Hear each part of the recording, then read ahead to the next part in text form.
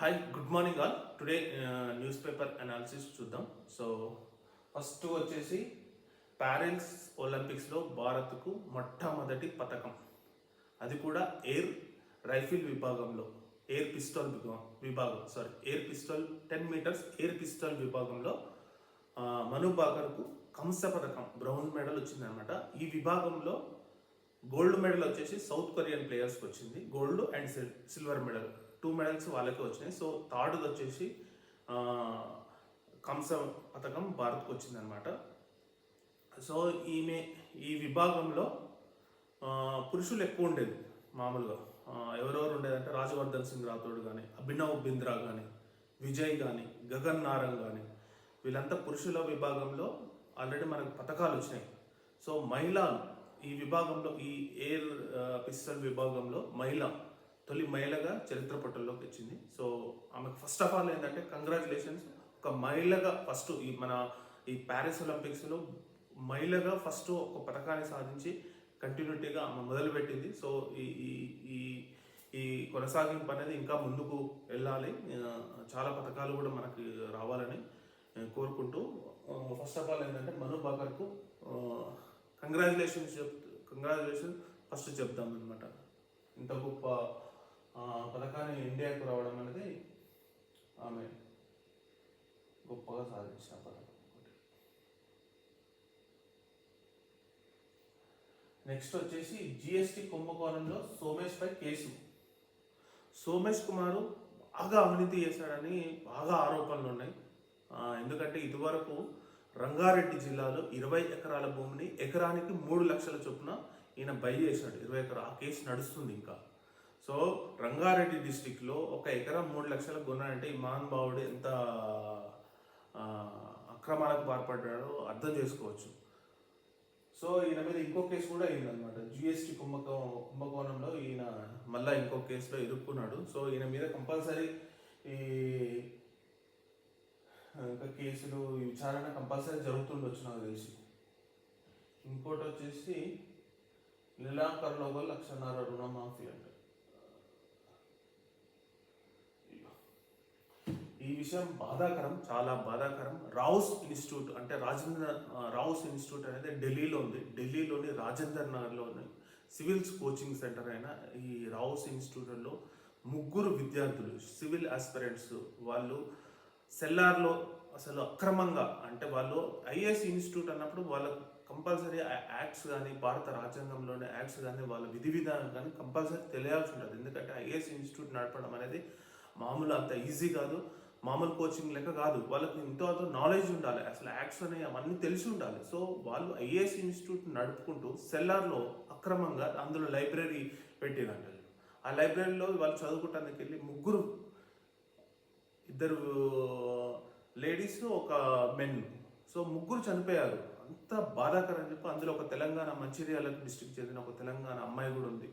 So ఎంతో కళలు కానీ, కలెక్టర్లు అవుదామని, ఇట్లా ఐపీఎస్ ఐఏఎస్ అవుదామని ఎంతో కళలు కానీ ఢిల్లీకి వెళ్ళి అంత కోచింగ్ తీసుకున్నప్పుడు ఆ ఇన్స్టిట్యూట్ నిర్వాహకం వల్ల ఈ పాపం 3 విద్యార్థులు చనిపోవడం అనేది చాలా చాలా బాధాకరం. ఇంకో విషయం ఏంటంటే బెంగళూరులో కూడా ఒక పీజీ విద్యార్థిని వాడు ఒక సైకో లెక్క, ఎంత బాధాకరం అంటే ఆ మర్డర్, అబ్బా అసలు ఒళ్ళు గగురు పొడిచింది నాకు ఆ మర్డర్ సీన్ చూస్తే. ఏది పీజీ హాస్టల్లో బెంగళూరులో ఒక వ్యక్తి పీజీ అమ్మాయిని అతి ఘోరంగా, అత్యంత పాశవికంగా హింసించి చంపాడు. సో ఇట్లాంటి వాటి మీద గవర్నమెంట్స్ అనేది ఖచ్చితంగా కఠినమైన యాక్ట్లు తీసుకొని వచ్చి కఠినంగా శిక్షించాలని మనం కోరుకుందాం. అంతకు మించి మనం ఏం చేస్తాం. ఇంకోటి ఎగిరే ట్యాక్సీలతో కార్గో రవాణా. సో ఈ ప్రాజెక్ట్ అనేది తమిళనాడు వాళ్ళు ప్రెస్టీజియస్గా చేస్తున్నారు. సో ఇందులో ఒకటి ఐఐటి మద్రాస్ అనేది పాల్గొనబోతుంది అనమాట ఈ ప్రాజెక్టులో. అంటే ఎగిరే ట్యాక్సీతో కార్గో, ఫస్ట్ అయితే కార్గోతోనే ఎగిరే ట్యాక్సీలతో ఈ ప్రాజెక్ట్ చేద్దామని తమిళనాడు గవర్నమెంట్ అయితే ఇనిషియేషన్ తీసుకుని, సో ఇది ఒక ఇంటర్నేషనల్ ప్రాజెక్టులో ఐఐటి మద్రాస్ అనేది ఇన్వాల్వ్ అవుతుంది అనమాట. సో ఎంతవరకు దీని ప్రాచుర్యంలోకి తీసుకొస్తారో చూడాలి మనం. నెక్స్ట్ వచ్చేసి నిన్న రేవంత్ రెడ్డి జైపాల్ రెడ్డి 5వ వర్ధంతి సభలో పాల్గొన్నాడు. సో ఒక కామెంట్ చేశాడు అనమాట రేవంత్ రెడ్డి. 2014లో సీఎం క్యాండిడేట్గా జైపాల్ రెడ్డిని కాంగ్రెస్ పార్టీ అనౌన్స్ చేసి ఉంటే కంపల్సరీ ఆ టర్మ్లో కాంగ్రెస్ పార్టీ అధికారం వచ్చేదని రేవంత్ రెడ్డి ఒక చిన్న మాట అన్నాడు. సో దానికంటే ముందు సరే వచ్చినా రాకపోయినా దానికంటే ముందు ఒక జైపాల్ రెడ్డి గురించి ఒక ఇంట్రెస్టింగ్ ఫ్యాక్ట్స్ ఏంటంటే, జైపాల్ రెడ్డి 2004లో ఒక బెస్ట్ పార్లమెంటరీ అవార్డు తెచ్చుకున్నాడు అనమాట. ఆయన ప్రసంగాలు చాలా ఒక విభిన్నంగా ఒక సరికొత్త వైవిధ్యంగా ఉంటాయి. సో అటల్ బిహారీ వాజ్పేయి కూడా చాలా ఇంప్రెస్ అయ్యాడు వాడు జైపాల్ రెడ్డి ప్రసంగం గురించి. నాకు బాగా గుర్తు, అప్పట్లో అటల్ బిహారీ వాజ్పేయి కూడా కామెంట్ చేశాడు అనమాట, బెస్ట్ పార్లమెంట్ అవార్డుకు చాలా సరైన వ్యక్తి కూడా అని ఆయన కామెంట్ చేశాడు. ప్లస్ ఇంకోటి ఏంటంటే, మన మెట్రో ఆయన కేంద్ర పట్టణాభివృద్ధి శాఖ మంత్రి ఉన్నప్పుడు మన హైదరాబాద్ మెట్రో ఇనిషియేషన్ అనేది జైపాల్ రెడ్డి తీసుకున్నాడు అనమాట. కాకపోతే ఏంటంటే ఆయన ఎక్కువ ప్రచారం చేసుకోడు, డబ్బాలు కొట్టుకోడు, కానీ ఆయన యాక్చువల్లీ వాస్తవంగా ఈ మెట్రో హైదరాబాద్ మెట్రో ఉన్నప్పుడు ఆయనే ఇనిషియేషన్ తీసుకొని ఆయనే స్టార్టింగ్ డిపిఆర్ కానీ మిగతా అన్ని కానీ ఆయన హయాంలోనే జరిగినాయి. సో జైపాల్ రెడ్డి అనేది గొప్ప లీడర్ అనమాట, ఎస్పెషల్లీ దీని గురించి. ఇంకోటి వచ్చేసి ఇంటర్నేషనల్గా వచ్చేసి ఇజ్రాయెల్పై ఇజ్రాయెల్ ప్రజెంట్గా ఎన్ని దేశాలతో యుద్ధం చేసిందంటే జస్ట్ ఒక ఏపీ చూపిస్తాను.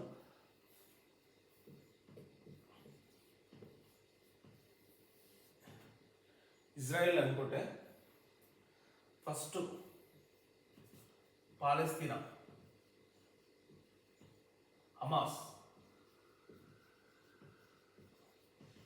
మనకు అందరికీ తెలిసిందే 10 నెలల నుంచి ఈ పాలస్తీనాపై యుద్ధం కొనసాగుతూనే ఉంది ప్రజెంట్గా. ఇది ఫస్ట్. తర్వాత ఏంటంటే హయతీ రెబల్స్,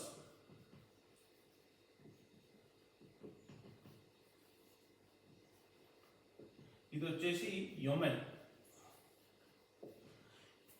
దేశంలో ఒక హైతీ రెబల్స్ అనేది ఒక పార్ట్, వాళ్ళు సనా అనే క్యాపిటల్ చేసుకొని ఇలా షిప్పింగ్ రెడ్ సీలో ఎవరైతే షిప్పింగ్ చేస్తుంటారో వాళ్ళను హైజాక్ చేసి వాళ్ళ వస్తువులను ఇవన్నీ హైజాక్ చేసి ఇజ్రాయెల్ని బ్లాక్మెయిల్ చేస్తుంది అనమాట. సో దీనికోసం వాళ్ళు ఇమీడియట్గా హైతీ రెబల్స్తో కూడా యుద్ధం చేస్తున్నారు ఇజ్రాయెల్ వాళ్ళు. సో ఇక్కడ పాలస్తీనానేమో హమాస్తో యుద్ధం చేస్తుంది, ఇక్కడ యెమెన్లోనేమో హైతీ రెబల్స్తో యుద్ధం చేస్తుంది. ఇప్పుడు రీసెంట్గా హిజ్బుల్లా, ఇదేమో యెమెన్. నాకు తెలిసి ఈ యెమెన్తో రేపో ఎల్లుండో కంపల్సరీ యుద్ధం స్టార్ట్ చేస్తుంది. ఎందుకంటే హిజ్బుల్లా వాళ్ళు ఇజ్రాయెల్లోనే ఒక ఫుట్బాల్ స్టేడియంలో డ్రోన్ అటాక్ చేసి 12 మంది ఇజ్రాయేలీలు చనిపోయారు అందులో. సో ఇజ్రాయెల్ వాళ్ళు చనిపోతే ఇజ్రాయెల్ రియాక్షన్ అనేది భయంకరంగా ఉంటుంది, ఎవ్వరు ఊహించినంత భయంకరంగా అటాక్ చేస్తారు. Already Benjamin Netanyahu already inform చేశాడు, మీకు మామూలుగా ట్రీట్మెంట్ ఉండదు, భయంకరమైన ట్రీట్మెంట్ ఉంటుందని చెప్పారు. సో హిజ్బుల్లా మీద ఖచ్చితంగా వీళ్ళు రేపు మాకు యుద్ధం స్టార్ట్ చేసే అవకాశం ఖచ్చితంగా ఉంది. ఇంకో ఏంటంటే ఇరాన్.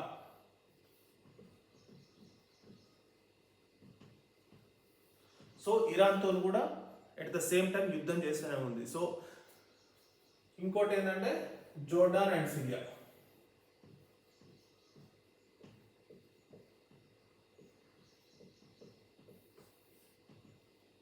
సో ప్రజెంట్గా ఇజ్రాయెల్ ఇంతమందితో యుద్ధాలు చేస్తుంది, ఇరాన్తోని, హిజ్బుల్లాలోని యెమెన్తోని, హైతీ రెబల్స్లోని లెబనాన్, హిజ్బుల్లానేమో లెబనాను, హైతీ రెబల్స్ ఏమో యెమెన్, పాలస్తీనా, హమాస్. సో ఇంతమంది దేశాలతో ప్రజెంట్గా ఈ ఇజ్రాయెల్ అనేది యుద్ధం చేస్తున్నది. సో ఎక్కడ భయపడట్లేదు, ఎక్కడ వణకట్లేదు, ఏ దేశాలు సహకారం ఉన్నా లేకున్నా కానీ ఖచ్చితంగా నేను యుద్ధం చేస్తాను అన్న ఉద్దేశంతో వాళ్ళు కంపల్సరీగా చేస్తున్నారు.